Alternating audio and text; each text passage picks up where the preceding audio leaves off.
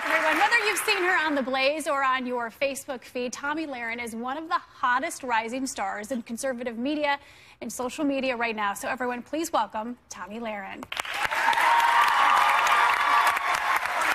Tomi, welcome. You flew in from Dallas just for the occasion. So, wow, you're 24 years old. You are just a rock star in the conservative community right now. But your social media following, you have 4.3 million followers on social media. Each of your videos are viewed an average of 5 million times. Why do you think you've resonated with so many people?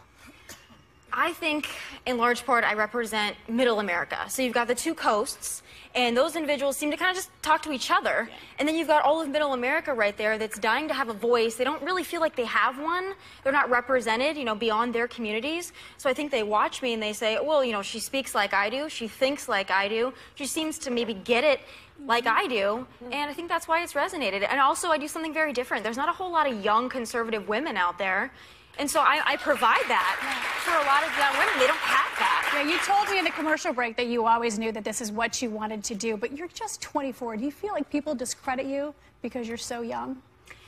They do, but then I remind them that I'm sitting at the table with folks that are far older than me, and I'm here at 24, so I'm doing something right. Something that I'm doing is working.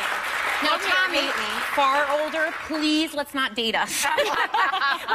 Not you, ladies. Okay. Talk about Bill Maher. Okay, good. Sarah, you're only 25, so I mean, come on. Yeah. Like I just started to feel old. Let's dial that back. Personally, yeah. But let's talk about your voice, and let's talk about some hot topics, because that's what we do here. President Trump's travel ban 2.0, because this is the second one, was blocked earlier this week. 6 federal judges now have said that it's unconstitutional.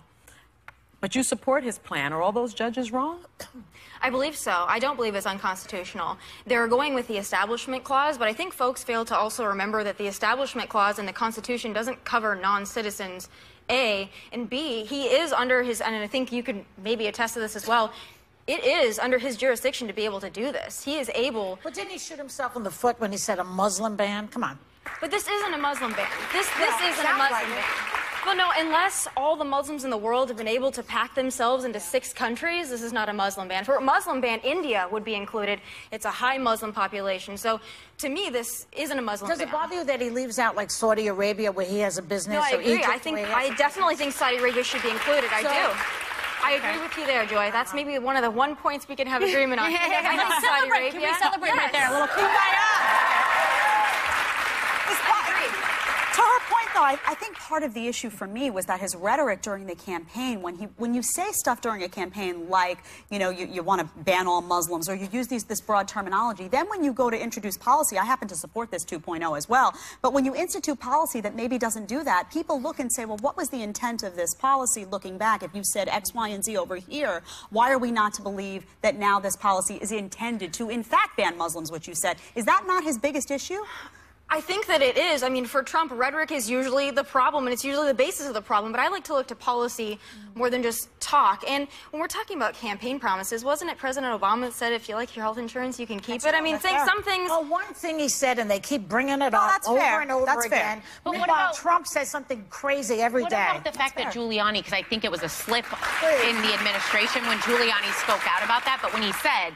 He came to me and said it was a Muslim ban. How do you remedy that? Here's the deal. We have to be honest. I'm someone that's made a career on being very honest. To say that we don't have a problem with jihadists torn in countries that are, Islamic faith dominates those countries. To say that that's not a problem would be to completely miss the real threat at hand. We have to name the enemy. That doesn't mean all Muslims are the enemy. When we look at these 6 countries, we can see they have a serious problem with terrorism. They have a serious problem with extremism, and it's Islamic extremism. We need to be honest. If we can't be honest, we're going to continue to chase our tails, and Americans aren't going to be safe, and Muslims are not going to be safe. Let's talk a little bit. If we can move on, we have some investigations that are potentially going on right now. And I'm someone who supported investigations into Hillary's emails, into Benghazi, into the IRS targeting conservative groups. I'm sure you were on board with those as well. But now you have an investigation of the Trump campaign and his potential ties to Russia. I also think that that's a valid investigation, given that we know that his campaign had contact with Russian officials last year. That was at the same time that Russia, we know now, was in fact trying to interrupt our democratic process.